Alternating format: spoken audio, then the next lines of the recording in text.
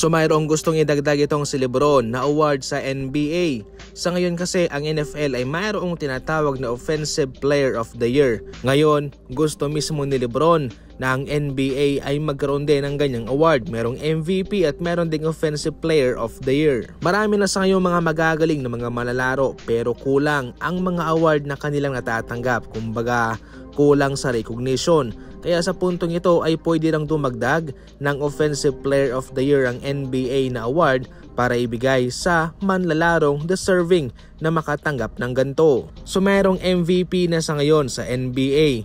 Pero ano kaya ang Offensive Player of the Year? Ibig sabihin nito ay magaling siya sa scoring. Yung MVP kasi pang malawakan, pang kabuuan kung ano ang kanyang epekto sa kanyang kupunan, sa record at kung napapagaling ba niya ang kanyang mga kasama.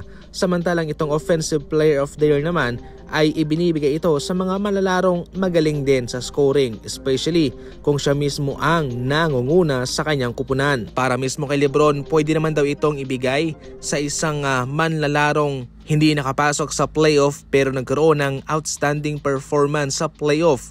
Yun daw dapat ang makatanggap ng Offensive Player of the Year. Ayon naman kay Kome Adam Silver, bukas naman ang liga patungkol sa mga bagong award. Kaya ating abangan mga idol kung papakinggan ba ng liga itong suhesyon ni LeBron James.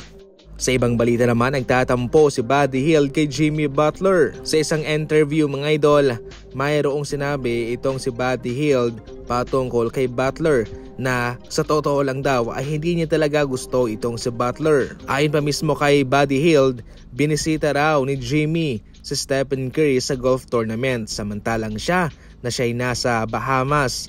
4th time ay hindi man lang daw siya binisita ni Jimmy Butler. Kaya hindi niya talaga gusto itong kanyang teammate na si Jimmy Butler. Pero so far mga idol ay biro lamang yan ni Buddy Hield. Siyempre ang mga ganyang usapin, ang mga ganyang relasyon ay ang nagpapaganda lalo sa kanilang koneksyon sa isang kupunan.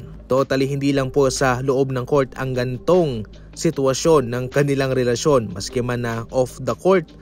Habang ngayon sa off-season, nagbabakasyon ay nandun pa rin ang kanilang bangayan.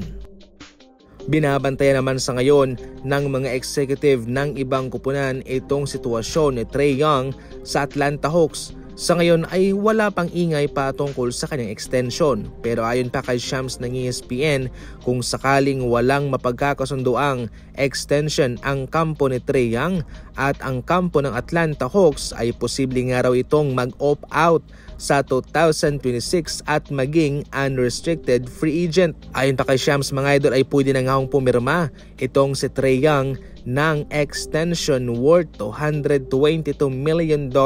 Ngunit sa ngayon ay nag-aalangan pa itong Atlanta Hawks na umuna mag first move pa tungkol dito sapagkat hindi naman nila nakita na nag-improve itong si Trae Young. Oo, hindi may tatanggi na gumanda yung kanilang record kahit papano. Pero ang malaking katanungan ay kaya bang pangunahan ni Trae Young itong team niya na Atlanta Hawks patungo sa playoff? So far bigo siyang magawa yan at hindi nga sila nakakalayo sa first round kung sakaling sila'y nakakapasok man.